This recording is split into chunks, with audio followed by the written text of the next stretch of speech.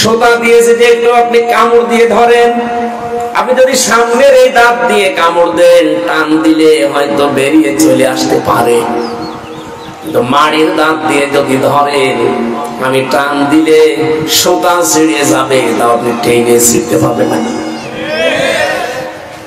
দাঁত তো দুইটাই, সামনের দুইটাও দাঁত, মাড়ির দাঁতও দাঁত, দুইটার ভেতরে পার্থক্য আছে না নেই? বলেন বলেন। এইটা দিয়ে ধরা মানে শক্ত করে মজবুত করে ধরা। নবীজি এই জন্য খুজুটা দেননি, মাতা মাসাকুম বিহিমা। যদি এই দুইটাকে এই যে মাড়ির দাঁত দিয়ে মানুষ যেভাবে ধরে এভাবে আঁকড়িয়ে ধরতে পারো, কি হবে জানো? আমি নবীজি বললাম লাং তাদিল্লু। এমনি তাদিল্লু দিলে তো অর্থ হয়ে যায়, লাং দিলেন কেন? মজারের আগে লান আসলে বাংলা অর্থ দাঁড়ায় জীবনেও হবে না। তাদিল্লু যেহেতু মজারে, এটা বর্তমান ভবিষ্যৎ প্রেজেন্ট ফিউচার দুইটা শব্দ দিয়ে, কাল দিয়ে এই শব্দটা গঠন করা। বিশ্বনবী জানাতে চেয়েছেন কোনদিন তোমরা পথভ্রষ্ট হচ্ছ না, হবা না, না খেয়ে থাকছো না, থাকবা না, কোনদিন অপমান হচ্ছ না, হবা না। এরকম 33টা অর্থ আপনি বের করতে পারবেন। এর অর্থ না খেয়ে থাকা, অপমান হওয়া, অপদস্থ হওয়া। যত অর্থ আপনি এই তাদিল্লু শব্দের পথভ্রান্ত হওয়া, পথভ্রষ্ট হওয়া, পথ হারিয়ে ফেলা, কোনো কিছুই হবে না যদি এই দুইটা জিনিস আঁকড়িয়ে ধরতে পারো। আমার প্রশ্ন এখানে, এত বড় বড় সাহাবী যারা জান্নাতের সার্টিফিকেট নিয়ে বসে আছে যে মরে গেলে জান্নাতি, নবীজি কেন তো তাদের নাম বলেন নাই? বলেছিলেন আমি কোরআন আর সুন্নাহ রাখলাম। এখান থেকে আমার একটা কথা জাগে মনে, বিশেষ করে চট্টগ্রাম বিভাগে আসলে এটা বেশি মনে পড়ে। কারণ সারা বাংলাদেশ আপনি করিয়ে যে কয়টা পীর পাবেন, এই চট্টগ্রাম বিভাগে তার চাইতে ডবল পীর পাওয়া যাবে। এ বিভাগে ঘরে ঘরে পীর, মহিলারাও পীর। মহিলাদেরকে পীর মা বলে ডাকে, ওই যে উপর বসে আছে। এইগুলো না, ও শুনতেছে এলাকায় বহু শুনেছে যে মহিলা পীর পর্যন্ত আছে, বিশেষ করে এই যে সীতাকুণ্ড মাইজ ভান্ডারি এলাকা, যেখানে ও স্বামীও পীর, স্ত্রীও পীর। আপনি পীর হন, আমার নিষেধ নেই। পীর মানে উস্তাজ, পীর মানে শিক্ষক, পীর মানে মুআল্লিম, পীর মানে টিচার, যাই বলেন। আপনি যেটা জানেন না ওনার কাছে জেনে নেবেন, এটার নাম পীর, এটার নাম। ওরা দলিলও দেয়, পীরের দলিল কি? ফাসআলু আহলায যিকরি ইন কুনতুম লা তা'লামুন। যেটা জানো না, যারা জানে তাদের কাছে জেনে নাও। তাহলে এখান থেকে কি বুঝলেন আপনি? যেটা জানেন না, যারা জানে তাদের কাছে জেনে নেওয়া, এইটার নাম উস্তাদ, পীর, শিক্ষক, মুআল্লিম, টিচার সব। আপনি পীর হবেন, কোন নিষেধ আছে? বলেন বলেন। আপনাকে তো আগে জানা লাগবে। মানুষেরা আসবে আপনার কাছে জানতে, আর আপনি এমন পীর, আপনার পেটে বোম মারলে আপনি নিজে সূরা ফাতিহা শব্দ করে পড়তে পারেন না। এরকম পীর দেশে নেই? এই চট্টগ্রামে আসলে আমার নোরে বাংলা ভাইয়ের কথা মনে হয়। কি নোরে বাংলা না নোরে ইংলিশ? কোরআন শরীফ পড়া সেদিন আমি শুনছিলাম, আল্লাহ ওকে নতুন জিবরাইল নাজিল করছে। কি পড়ে? আরেকটা হচ্ছে যে জাহাঙ্গীর হুজুর দরবারিয়া জাহাঙ্গীরে খুঁজে বসে আছে। এই চট্টগ্রাম বিভাগের মানুষ তো পাগল কেন বলেন তো? আমাদের কি কমন সেন্সের কমনও বাদ, সেন্সও শেষ হয়ে গেছে। এই পাগল গুলো এলাকায় থাকে কি করে? ওরা কোন এলাকায়? ও নদীর ওপারে, পটিয়া। এগুলো এরা দিকে থাকে কি করে আপনাদের সামনে? আমার তো জ্ঞানে ধরে না। এই তো পাগলও বসেছে, ওরা পাগলামি করছে। আপনারা বুঝবেন না মানে? ইসলাম এসেছে চট্টগ্রাম দিয়ে, সারা বাংলাদেশের মানুষ আমরা জানি। আর আপনারা যদি এরকম পাগল ছাগলকে আশ্রয় দেয়, তা আমরা কি করবো? আগামী থেকে আপনারা একটু সাবধান হবেন। প্রকাশ্য শিরিক করে, কবরের কাছে যে বলে কলম পড়িয়ে দিন, এইরকম পাগলামি করলে একটা বদনাম হয়ে যায় চট্টগ্রাম বিভাগে। আল্লাহ বিভাগকে যেন শিরিক আর বেদাত থেকে বাঁচান। 50টা বছর কোরআনের পাখি এই চট্টগ্রামে শ্রম দিয়ে গেল শিরিক আর বেদাতের বিরুদ্ধে। আমি 3টা বছর আল্লাহর এই ওলির সাথে ছিলাম। আমরা ওলি খুঁজে পাই না, ওলি তো ওইগুলো। আমার সাথে মাত্র 10 মিনিট দেখা হয়েছিল হাসপাতালে যেদিন ছিলাম ওই দিন। 3 বছরের ভেতরে দেখা নেই, অথচ পাশের এটা খালি প্রাচীর দেওয়া ছিল আমাদের মাঝে। উনি 1 নাম্বারে, আমি 3-4 নাম্বার। উনি আমার শেষ কথা এতটুকু বলেছিলেন, হামজা চট্টগ্রাম আর খুলনায় যদি বের হয়ে যেতে পারো, মানুষকে জানাবা কোরআনের কথা বলতে কোনোদিন আমি পিছ পাবইনি। এই জন্য চট্টগ্রামের মানুষেরা তাকে বেশি ভালোবাসে। আমি যেটা বলতে চাই এখান থেকে, নবীজি যদি বলতেন আজকের এই ময়দানে আমি বিদায় নিয়ে গেলাম শুধু আবু বকর আর ওমর ওসমান, আমার মেয়ে আছে ফাতেমাতুজ জোহরা, নাতি আছে হাসান হোসাইন, এদেরকে রেখে গেলাম, মেনে নিলে জান্নাত পেয়ে যাবা, কোনোদিন দুঃখ কষ্ট পাবা না, বলেন নাই? বাংলাদেশে বহু দরবার থেকে আমরা শুনি উনি মারা যায় আর মরতে দেরি, চেয়ারে ওনার বড় ছেলে নাই, বড় কেউ বসে বলে এটা পীর, গদ্দিনাসীন পীর। ওটা গদ্দিনাসীন শয়তান, এটার নাম ইসলাম না। বিশ্বনবী কোনদিন এ কথা বলেন না যে আমি ইন্তেকালের পরে আমার মেয়ে ফাতেমা চেয়ারে বসবে, তোমরা তাকে মেনে নিও। বলতে পারতেন না? কি কেউ নিষেধ করতো না? হযরত ওমর যদি বলতেন আমার ইন্তেকালের পর আমার ছেলে আব্দুল্লাহ ওমর ও বসবে এখানে, কেউ নিষেধ করতো না, কারণ যত যোগ্যতা থাকা সব যোগ্যতা হযরত আব্দুল্লাহ ভেতর ছিল। এরপরও তিনি বলেন না যে আমার ইন্তেকালের পরে আমার সন্তান আব্দুল্লাহ ইবনে ওমর বসবে, তিনি বলেছিলেন আমার ছেলে যেন না বসে, সাহাবীদের ভেতরে যাকে পারো তাকে বসিয়ে নিও, যোগ্যতা সম্পন্ন যারা আছে পরামর্শের ভিত্তিতে তাকে বসাও, কিন্তু আমার ছেলে যেন না বসে, কারণ আমার পরে কথা উঠতে পারে দুনিয়াতে ওমর মরে গেছে কিন্তু নিজের ছেলেকে চেয়ারে বসিয়ে গেছে। তারা কি ইসলাম মানতো আর আপনি কোন ইসলাম মানেন? এখান থেকে তো কিছু নেওয়া যায় না। সারা জীবন শুনেই গেলাম যে এইটা ইসলামে নেই, তারপরেও দেখি অনেক কিছু এর বাইরে, তাদেরকে আপনি মেনে চলেন। আরে ভাই, আপনি আওয়ামী লীগ, বিএনপি, জাতীয় পার্টি, জামাত জাসদ করেন, আমি নিষেধ করছি না, কিন্তু দেখা লাগবে এটার সাথে ইসলাম আছে কিনা। বিশ্ব নবী কোনদিন যদি এই কথা না বলে যে আমার ইন্তেকালের পর আমার মেয়ে বসবে চেয়ারে, হযরত ওমর যদি না বলে, তাহলে এইরকম নিয়ম নীতির বাইরে যারা দল চালাচ্ছে ওই দলে কোন মুসলমানের থাকা ঠিক বলেন? আপনি মরে যান, আপনার ছেলে চেয়ারম্যান হবে, ওই চেয়ারে বসবে, আপনি মরে যাবেন, আপনার মেয়ে হবে চেয়ারপারসন। কোথায় পেয়েছেন ভান্ডামি? যে দলের প্রথমে ইসলাম নেই ওই দলে আমি থাকতে পারি বলেন? এই দেশে প্রায় 73টার উপরে দল এখন আছে। আপনি রাগ করেন আর খুশি হন, আমি সত্য কথা বলবো, মাত্র একটা দলে আমি পেয়েছি এই নিয়মটা নেই। উনি মরে যাবে, ওনার ছেলে বলবে চেয়ারে, জীবনও না। আপনি দেখান এই দেশে যতগুলো দল আছে, সে জেনারেল বলেন আর ইসলামী বলেন, প্রত্যেকটাই ওই রাজতন্ত্র কায়েম করা। উনি মরে যায়, ওনার বাবা বসবে, ওনার ছেলে বসবে, ওনার মেয়ে বসবে, মনে হচ্ছে দেখে বাপ দাদা রেস্টি করা। একটা দলের ভেতরে এটা নেই। এই কথা বলে না কেন? সে যেই হোক,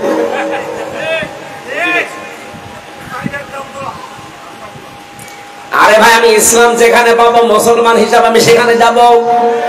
আমি যেখানে ইসলাম পাবো না, আমার কোন কারণে কোন পাগলা কোথায় কামড় দিয়েছে আমি সেখানে যাব। কারণ মরণের পরে তো এই প্রশ্নটা আমারে করবে যে তোমার দিন কি, মা দিনা মা দিনুকা, আপনাকে বলা লাগবে না যে দিনুল ইসলাম। আমি ইসলামের ভেতরে দুটো পাচ্ছি না, সুতরাং আমি আজকে থেকে ওখানে আর নেই যেখানে রাজতন্ত্র কায়েম করা আছে। বাংলাদেশের একটা জায়গায় আমি পেয়েছিলাম, চট্টগ্রামের বায়তুল শরফে। উনি মরে যাবে, ওনার ছেলে বলবে, নিয়ম ওখানে ছিল না। ওনার পরে যিনি বসেছিলেন শাহ কুতুবউদ্দিন, উনি কোন ছেলে হয়, জামাই হয়, কিছুই হয় না। এরকম একটা নিয়ম দেখার অন্য দেশে কোন ছেলে তো আমি আর পাইনি।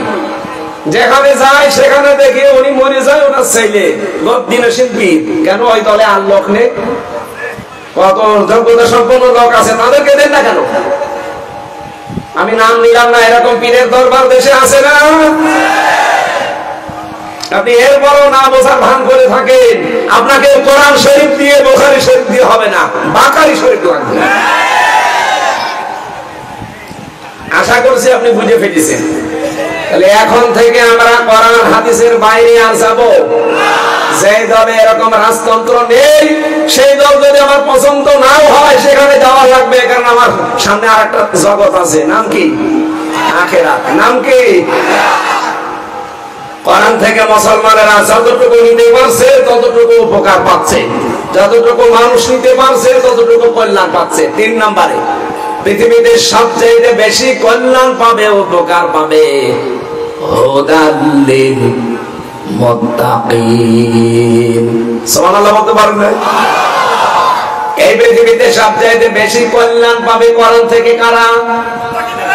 পরিপূর্ণভাবে যদি কল্যাণ উপকার আপনি পেতে চান, যদি পরিপূর্ণ হেদায়েত পেতে চান, আপনাকে মুত্তাকি হওয়া লাগবে। এখন হেদায়েত পাবে কারা? কোরআনে কারীম এখানে 5টা গুণের কথা দিয়েছেন। আপনি আন্দাজে দাবি করলেই হেদায়েত পেয়ে যাবেন না। এই বাংলাদেশ সহ, ভারত সহ, পাকিস্তান সহ আমরা দেখেছি এই এলাকার মানুষগুলো অধিকাংশ খালি লেবাসে তাকওয়া খোঁজে। বিশাল বিশাল পোশাক গায়ে দিলেই মনে হয় যে বিশাল বুজুর্গ হয়ে গেছে। ওটা বুজুর্গ না, ওটা বেজির্গ। বেজি বোঝে, মুরগি ধরে। বেজি পায়খানা করলে মানুষ বলে বেজির্গ। ও বুজুর্গ হয়েছে না বেজির্গ? বুজুর্গ হওয়ার জন্য কিছু কাজ আল্লাহ দিয়েছেন সূরা বালাদের ভেতরে। হেদায়েত আপনি কিভাবে পাবেন? কি কি করলে আপনি হেদায়েতের উপরে থাকতে পারবেন? আপনি ডানপন্থী হতে পারবেন, আপনি সফল হতে পারবেন। সূরা বালাদের 11 থেকে 18 নম্বর আয়াত পর্যন্ত বাড়ি যেই মিলাবেন, আল্লাহ পাক বলেন ওয়া হাদাইনাহুন নাজদাইন ফালাকতাহামাল আকাবাতা ওয়া মা আদরাকা মাল আকাবা ফাক্কু রাকাবা। সুবহানাল্লাহ বলতে পারেন না? বলবেন কি করে? আপনি তো বোঝেন না যে কি বললাম। আরবিতে বলেছি এই জন্য বোঝেন না, এটা এবার বাংলা বলছি। এখানে হেদায়েতের 2টা রাস্তার কথা বর্ণনা দিচ্ছেন। গিরিপথের বর্ণনা উদাহরণ দিয়েছেন আল্লাহ। গিরিপথ এ নবী আপনি কি জানেন এই গিরিপথ আকাবা কি? ফাক্কু রাকাবা। তার প্রথম হচ্ছে এই পৃথিবী থেকে যদি সফল হতে চায়, হেদায়েত পেতে চায়, জান্নাতে যেতে চায়, তার জীবনে প্রথম কাজ আপনি দেখতে পাবেন সে দাস মুক্ত করার জন্য চেষ্টা চালাচ্ছে। আর আমরা বাংলাদেশে দেখি, এদেশে যারা ইসলাম নিয়ে রাজনীতি করে তারাই শুধু মানুষকে মানুষের দাসত্ব থেকে মুক্ত করার জন্য চেষ্টা চালায়। বলেন, অন্য যারা আছে সবাই চায় মানুষ মানুষের দাসত্ব করুক, আমার গোলাম হয়ে থাক। কিন্তু ইসলামী রাজনীতি যারা করে, বিশেষ করে একামতের দিন যারা কায়েম করতে চায়, আপনি তাদের সব কিছু টার্গেটই দেখবেন এইটা যে মানুষের দাসত্ব থেকে কি করে মুক্ত করে মানুষ আল্লাহর দাসত্ব করে। আপনি সফল হতে চাইলে এটা করা লাগবে। এখন যদি বলেন না হুজুর এটা তো জামাত ইসলামের দিকে যাই, আমি করবো কি? আমি কি কোরআন থেকে আয়াত বাদ দিতে পারি? আমাকে অ্যাডভার্টাইজ করার জন্য আপনারা নিয়ে এসেছেন, আমি অ্যাডভার্টাইজ কোরআন দিয়ে করছি। এখন যেদিকে যাই আমার কিছু করার নেই।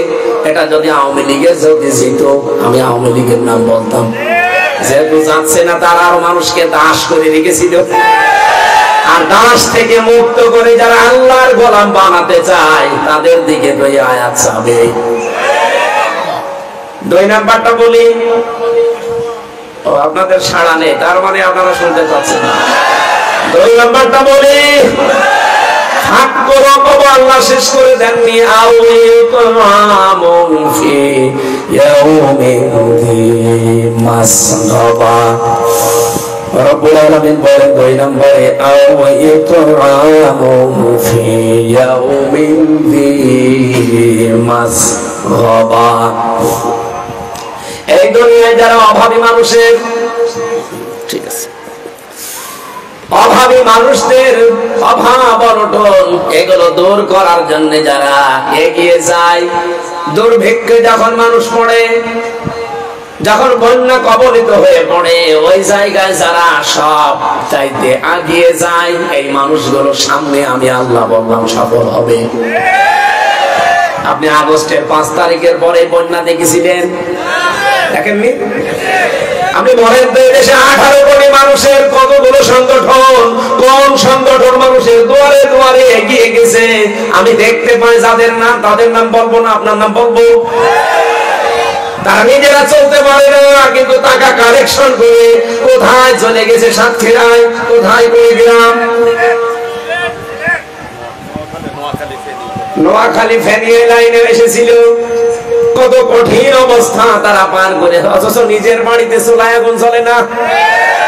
আমি তো আমিরে জামাত ডাক্তার শফিকুর রহমানকে দেখেছি, তার বাড়ি কোথায়? মৌলভীবাজার, সিলেট। সেখান থেকে চলে এসেছে ফেনী, সেখান থেকে নোয়াখালী, এই হাতিয়ার ময়দানে এসে এই কোমর পর্যন্ত পানিতে নেমে নেমে মানুষের বাড়ি খাবার পৌঁছিয়ে দিয়েছে। এইটার সাথে যাদের জীবন মেলে, তাদের নাম বললে যদি আপনার রাগ হয়, তা আপনি নিজের জীবন মিলান না কেন? আপনারে তো পাওয়া যায় না কোনোদিন। আমি তো ঠিক সে এসিরুমে বসে আছেন। 3 নাম্বারটা বললে সমস্যা। দুর্ভিক্ষের সময় যারা মানুষের কাছে এগিয়ে যায়, এরা সফল হবে। ঘটনা কার? আল্লাহ পাকের ভয় বলেন, ইয়াতীমান যা মাকরাবা, যারা নিকট আত্মীয়র ভেতরে এতিম অসহায় আছে, নবী আপনি দেখবেন তারা তাদের সাহায্যে এগিয়ে যায়। কত মানুষ এখানে বসে আছে, নিজের মন গরিব মানুষ, পরিচয় দিতে চায় না, আর ধর্ম আত্মীয় বানিয়েছে সে চট্টগ্রামে, এখান থেকে মাসে 3 বার করে যায়। এরকম মানুষ দেশে নেই। আপনি জীবনেও সফল হতে পারবেন না, হেদায়েত তো দূরের কথা, আর জান্নাত তো কপালে আপনার নেই। আপনি যদি সফল হতে চান, হেদায়েত পেতে চান, জান্নাতে যেতে চান, নিজের আত্মীয় স্বজনের ভেতরে যদি এতিম অসহায় কেউ থাকে, অবশ্যই এই যে মাকরাবা, নিকট আত্মীয় যারা আছে, এই মানুষগুলোর অভাব অনটন দূর করার জন্য আপনি খোঁজ খবর নেবেন, সাধ্যমতো সেখানে দেবেন। কিন্তু পরিচয় আপনি দিতে চান না, আপনি সফল হতে চান। 4 নাম্বারটায় আছে, আউ মিসকিনান যা মাতরবা, তরফ থেকে এসেছে মাতরবা, যারা ধলি মলি অসহায়, এমনকি যারা দুনিয়াতে কাজ করতে করতে নিজের চেহারার ভেতরে ছাপ তৈরি করে ফেলেছে, এই মানুষগুলোর কাছে যারা এগিয়ে যায়। আরে ভাই, কোরআন আমি হাতে নিয়ে বলছি, নিজে আমি ডাক্তার শফিকুর রহমানকে দেখেছি, এই লোকটা মসি মেটর এদের সাথে বুক মিলাচ্ছে। মেটর আশ্চর্য হয়ে গেছে, বলছে কি হুজুর, ওরা তো চেনে না যে আমিরে জামাত। কি হুজুর, আপনি আমার মতো মানুষের সাথে বুক মিলাতে চান? আমি তো নিজেকে মানুষই মনে করি না, আমি মেটর, পায়খানা পরিষ্কার করে বেড়াই, আমি রাস্তা ঝাড়ু দেই, আমরা তো নিজেরা মানুষকে মানুষই মনে করি না, আর আপনি আমার মতো মানুষ, এত সুন্দর পোশাক পরে, এত সুন্দর চেহারা নিয়ে আপনি আমার সাথে বুক মিলাতে চান? ওই দিন বলেছিলেন উনি যে আপনারা শুধু মানুষ না, আপনার শ্রেষ্ঠ মানুষ। কারণ নবীজির হাদিস, আল কাসিবু হাবিবুল্লাহ, যারা কাজ করে খায় আল্লাহর বন্ধু। কত মানুষ এই দেশে আল্লাহর বন্ধু হয়েছে, কোনো কাজ নেই, শুধু টাকা মারা ছাড়া। তার ভেতরে এই যে দরবেশ একজন, কি কাজ করতো আপনি বলেন তো? শুধু বসে থাকা ছাড়া কোনো কাজ আছে? এই জন্যই তো 36,000 কোটি টাকা চুরি করেছিল। ওই শয়তান এখন থাকে মাটির ফ্লোরে। দেখেছেন মাথার চুল থেকে একেবারে পা পর্যন্ত, স্যান্ডেল পর্যন্ত সাদা, আর ভেতরে পোড়াটা কালো। আমি যেই কন্ডেম সেলে থাকতাম, আমার একটা পাতলা কম্বল দিয়েছিল, আরো শুনলাম যে থাকে ফ্লোরে। ওর কম্বল দেওয়ারও দরকার নেই, দরকার ওর যা আছে সব খুলিয়ে দিন, পড়ে থাক।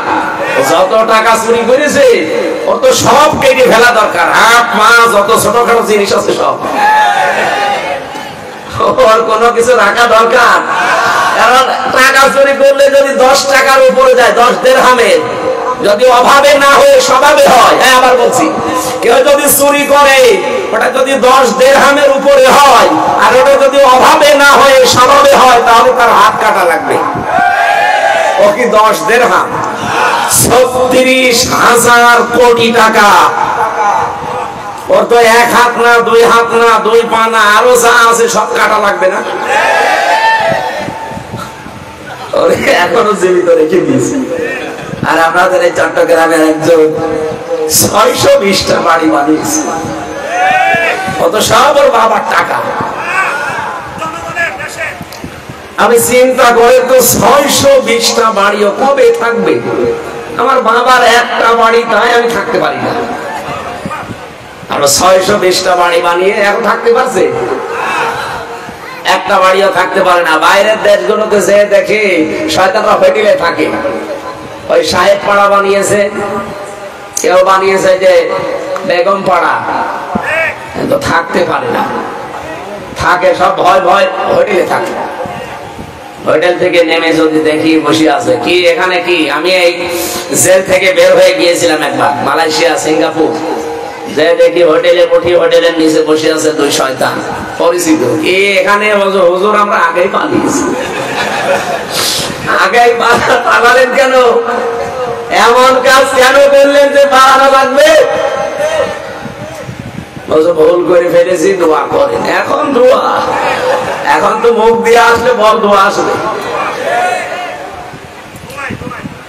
প্রায় 35 লাখ যুবক বেকার এই দেশে। ওরা যা টাকা পাচার করেছে এই 15.5 বছরে, টাকাগুলো যদি দেশে থাকতো, কর্মজীবন যদি তৈরি করে দিতে পারতো, একটা মানুষও বাইরের দেশে যে রুটি বানাইতো না, পায়খানা সাফ করতো না, রাস্তা ঝাড়ু দিত না। এই যে মাহফুজ ভাই আমার সাথে ছিল, জিজ্ঞাসা করেন মালয়েশিয়া যে এই দেশের মানুষেরা রুটি বানাচ্ছে, পায়খানা সাফ করে, রাস্তা ঝাড়ু দেয়। তারপর ওখানে বৈষম্য থেমে আছে। এমনি কি বৈষম্য বিরোধী আন্দোলন হয়েছে? আমরা যেখানে 2 জন মিলে থাকতাম, ওখানে মালয়েশিয়া শহরে আমপাঙে, ওই জায়গায় এই জামাটা সেলাই করতে গেলাম। সেই দর্জির কাছে, ওর বাড়ি বাংলাদেশের ওই যশোরে। বললাম যে ভাই আপনার কত টাকা খরচ হয়েছে এখানে আসতে? যে 7.5 লাখ। এই যে পাশে যে লোকটা কাজ করছে, বাড়ি কোথায়? পাকিস্তানে। ওর কত খরচ হয়েছে? ওর খরচ হয়েছে 2,20,000। আর ওর পাশে যে আরো 2 জন কাজ করছে, ওদের খরচ হয়েছে 1,20,000। আর ওর পাশে একজন থাইল্যান্ডের আছে, ওর খরচ হয়েছে 30,000। 30,000, 1,20,000, 2,20,000, আর আমাদের 7.5 লাখ। এই যে 6 জন 5 জন মিলে দোকানটা চালাচ্ছে, সবার উপায় প্রতি মাসে 80,000 টাকা প্রত্যেকে। এখানে বৈষম্য হয়নি? আরে ভাই, থাইল্যান্ড নয় বাদ দিলাম, তাদের বর্ডার আছে, ঠিক আছে, 30,000-এ তারা গেল। পাকিস্তান, বাংলাদেশ, ভারত, এই 3টা রাষ্ট্র তো পাশাপাশি থেকে আমাদের যাওয়া লাগে মালয়েশিয়া। আমাদের কেন 7.5 লাখ লাগবে আর ওদের 1,20,000 লাগবে বলেন? উপায় তো ঠিকই, আমরা সবাই 80,000-ই করছি। এখন এই টাকাগুলো নিল কে? প্লেন ভাড়া তো খুব বেশি হলো, ভারত থেকেও যা লাগবে, আমার এই বাংলাদেশ থেকেও তাই লাগবে। কথা বলছে না কেন? খরচ তো অন্তত ওদের যদি 1,20,000 হয়, তা আমারও তো 1,20,000 হওয়ার কথা। ওর যদি 2,20,000 হয়, আমার খুব বেশি হলো 2,20,000 লাগবে। কেন সেখানে 7.5 লাখ? এই টাকাগুলো সব এই দরবেশ সালমান এফ রহমান, হাসিনার ছোট বোন রেহেনা, আর একজন মন্ত্রীর নাম বললো, 3 জন সিন্ডিকেট করে খায়। যেখানে খুব বেশি হলো 1,20,000 খরচ শেষ, সেখানে 7.5 লাখ। আরে ভাই 7.5 লাখ খরচ করে যদি ওদের চাইতে অন্তত 7 ডবল টাকা বেশি উপায় করতাম, তাও তো বুঝ দিতে পারতাম। সবার উপায় 80,000, খরচ আমার 7 ডবল বেশি। এই কাজগুলো যারা করলেন, আপনাদেরকে আল্লাহ শান্তিতে রেখেছে? কি করলেন আপনি? এখন নিজের বাড়িতেও থাকতে পারেন না, ওই বাড়ি বানিয়েছিলেন যা বাইরে ওগুলোও থাকতে পারেন না, মাঝখান থেকে আমাদের বিপদে ফেলে দিয়ে গেলেন। এই দেশটাকে এখন দাঁড় করানোর জন্য চেষ্টা চলছে ডক্টর মোহাম্মদ ইউনূসের মাধ্যমে। আপনাদের চট্টগ্রামের সন্তান না, ওনার দ্বারা কি হবে না হবে আমি জানি না, কিন্তু দোয়া করি লোকটা যেন আরো কিছুদিন থাকে।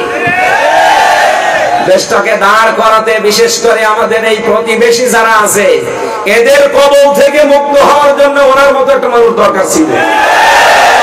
তাছাড়া অন্য কেউ আসলে এখানে টিকে থাকতে পারতো না। এমন প্রতিবেশী আমরা পেয়েছি। আজকের তেলাওয়াত কিন্তু আয়াতে প্রতিবেশীদের নাম আছে। যদি বলেন মোদি এই নামটা আছে, হ্যাঁ আছে, আপনাকে আমি দেখাচ্ছি। সফল হওয়ার আমরা যে গুণগুলো বলছিলাম আরো কয়েকটা আছে, আমি কি শেষ করবো এটা? না, এই আয়াতটা শেষ করি। ثم كانوا من الذين آمنوا وتواصوا بالصبر وتواصوا بالمرحمة। তাদের আরো কিছু গুণ আছে। এই মানুষগুলো ইমানদার হবে এবং সবরের ধৈর্যের দ্বারা একে অন্যকে উপদেশ দেবে, নিজেদের ভেতরে রহমদিল হবে, রহমে দয়াময় হওয়ার জন্য তারা পারস্পরিক একে অন্যকে উদ্বুদ্ধ করবে বা উপদেশ দেবে। আমরা এই 5টা গুণ যাদের ভেতরে বাংলাদেশে পাবো, তাদের সাথে থাকবো, কারণ আল্লাহর নির্দেশ। তারা সফল কাম, তারা হেদায়েত প্রাপ্ত। কোরআন থেকে এই হেদায়েত গুলো যারা নিতে পারে, আল্লাহ যে 3টা ধারাবাহিক দিলেন, 3টা বিষয়। 1 নম্বরে হুদাল লিন-নাস, 2 নম্বরে হুদাল লিল মুসলিমিন, এটা সূরা নাহলের ভেতরে পাবেন, 90-89 নম্বর আয়াতে আছে শেষের দিকে। 3 নম্বরে সূরা বাকারার 2য় আয়াতে হুদাল লিল মুত্তাকিন। সেই কোরআন যেহেতু সবার জন্য হেদায়েতের বাণী নিয়ে এসেছে, মানুষ হিসাবে, মুসলিম হিসাবে, মুত্তাকি হিসাবে আমরা কে কতটুকু কোন পর্যায়ে যাব সেটার উপরে নির্ভর করছে কোরআন থেকে উপকার পাওয়া না পাওয়া। আল্লাহ আমাদের পুরো মুত্তাকি হয়ে আজকের যে তেলাওয়াত কিন্তু আয়াত আছে, এখান থেকে কিছু নিয়ে যাওয়ার তৌফিক দেন, বলেন আমিন। সূরা মায়েদা 82 নম্বর আয়াত আমরা পড়েছি। বর্তমান প্রেক্ষাপট সামনে রেখে আমি কথা বলার জন্য আয়াতটা পড়লাম, নাই তো অন্য আয়াত পড়তে পারতাম। এই এবার ঠেকা রাখো। এখানে মাগরিবের আযান হবে, নামাজ পড়ে তারপর বাড়ি যাবেন। এই বসেন। এমনি ভালো লাগছে না এই মনে করে যদি চলে যান, আপনার ইমানের সমস্যা আছে। কারণ আমি কি আমার বাবার কথা বলছি না আল্লাহর কথা? বলেন। হ্যাঁ, কোনো প্রয়োজন যদি থাকে, বসা পায়খানা আর বিড়ি খেতে চান তাহলে যান, বিড়ি খেয়ে আবার চলে যান। আল্লাহ রাব্বুল আলামিন বলেন, লা তাজিদান্না শাদ্দান নাসি আদাওয়াতান লিল্লাযিনা আমানুল ইয়াহুদা ওয়াল্লাযিনা আশরাকু। লা তাজিদান্না, লামে তাকিদ নুনে সাকিলা। আল্লাহ পাক গ্যারান্টি দিয়েছেন 2 বার এখানে, অবশ্যই অবশ্যই হে নবী, তামাম পৃথিবীতে যত মানুষ আছে, এই মানুষগুলোর ভেতরে ইমানদার যারা, তাদের জন্য জঘন্যতম শত্রু হিসাবে 2টা জাতি কাজ করছে, করে যাবে। কারা? 1 নম্বরে ইহুদি যারা, তারা। 2 নম্বরে যারা মুশরিক, তারা। আমরা ইসলাম দুনিয়ার দিকে তাকিয়ে দেখি, 257টা রাষ্ট্র আছে পৃথিবীতে। সবচাইতে বেশি জঘন্যতম শত্রু হিসাবে এখন কাজ করছে মুসলমানদের বিরুদ্ধে একটা ইহুদি আর একটা মুশরিক। কত বাস্তব দেখেছেন? এই যে ইহুদিরা শুধু এখনই আমাদের উপরে অত্যাচার করে, জুলুম নির্যাতন হত্যা করে তা না, একেবারে শুরু থেকে এরা আমাদের শত্রু। আল্লাহ রাব্বুল আলামিন বলেন, ইয়া বানি ইসরাঈল আযকুরু নি'মাতি আল্লাতী আন'আমতু আলাইকুম, ইলা আখির আয়াত।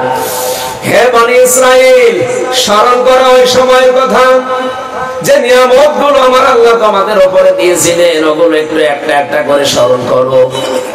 আমরা তো এই জামানায় আটটা মিলিয়েছি এভাবে, এই যে ফিলিস্তিন, গাজা, রাফা, যাদেরকে আস্তামা তামা বানিয়ে দিয়েছে এই নিকৃষ্ট মানুষগুলো, অথচ 1940 সালে এই মানুষগুলো খালি পায়ে খালি গায়ে তাদের সামনে দাঁড়িয়ে দাঁড়িয়েছিল। কারণ পৃথিবীর কেউ তাদেরকে নিতে রাজি না। ফিলিস্তিনের এই মুসলমানগুলো ইমানের দাবি পূরণ করার জন্য বলেছিলেন থাকেন। আমরা যেমন আজ আপনাদের এই যে কক্সবাজারে রোহিঙ্গাদের আশ্রয় দিয়েছেন ইমানের দাবিতে, মানবতার দাবিতে, তারা 1940 সালে এটার জন্য দিয়েছিল। কি করলো তারা? আজ নিজেদের জন্মভূমি থেকে তাদের গাছ বিতাড়িত করে নাই, শুধু আজকেও তারা 32 জন মেরেছে। এমনকি রাফার গাছা পুরা তামা বানিয়ে ফেলেছে। এর জন্য যে সমস্ত মানুষগুলো দায়ী, তার এক নম্বরে দেশের ইসরায়েলের প্রধানমন্ত্রী, এই অবৈধ মানুষটা। আল্লাহর নবীর একটা হাদিস আমি পড়ছিলাম গত কয়েকদিন ধরে, আমার খুব এটা আন্দোলিত করছে। হযরত আবু যর রাদিয়াল্লাহু তাআলা আনহু থেকে বর্ণিত এটা। আন আবি যর রাদিয়াল্লাহু তাআলা আনহু قال قال النبي صلى الله عليه وسلم من ادعى ما ليس له فليس منا وليتبوأ مقعده من النار। মুসলিম শরীফের হাদিস। নবীজি বলেন, কোন জিনিস যদি তোমার আয়ত্তে নেই সেটার মালিকও তুমি না, ওটা যদি জোর জোর জবরদস্তি করে নিজের দখলে নিয়ে নাও, দুইটা শাস্তি তুমি নিজের উপরে আপতিত করে নিলে। এক নম্বরে ফালাইসা মিন্না, ওই মুহূর্ত থেকে তুমি আমার উম্মত যদি থাকতে এর আগে আমার উম্মত থেকে বের হয়ে গেলে। দুই নম্বরে ওয়াল মাকাদাহু মিনান নার, তোমার স্থান তুমি নিজে জাহান্নামে করে নিলে। এই হাদিসের ভেতরে আমরা দুইটা শব্দ পেলাম, ফালাইসা মিন্না আল ওয়ালিয়াতাবাওয়া মাকাদাহু মিনান নার। একটা যদি ইহুদির ক্ষেত্রে খাটে, খ্রিস্টানদের ক্ষেত্রে খাটে, মুশরিকদের জন্য খাটে, কারণ তারা জোর জবরদস্তি করছে। কি কথা বললেন না কেন?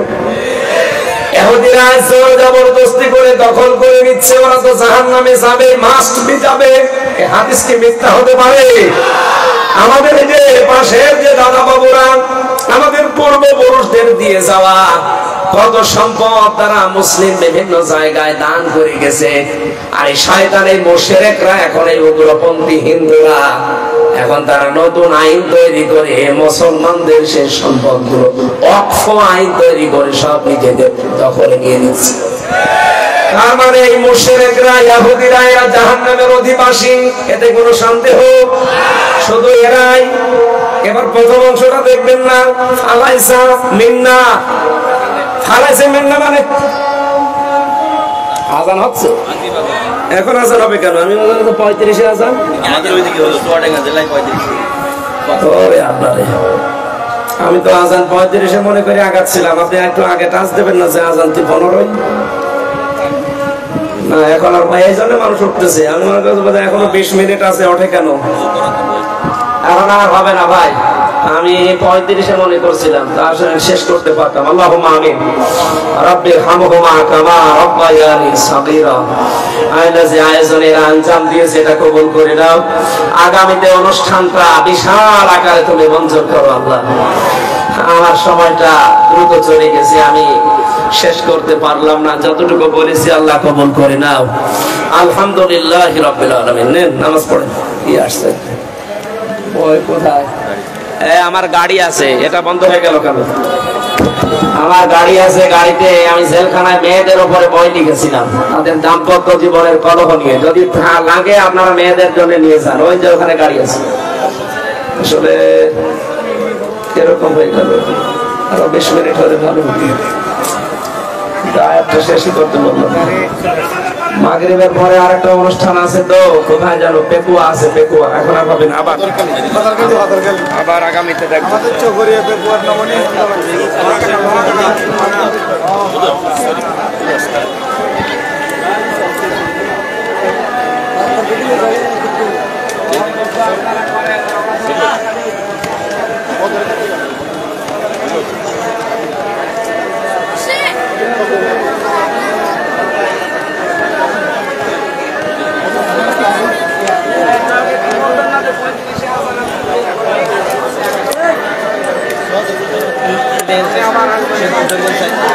কি রে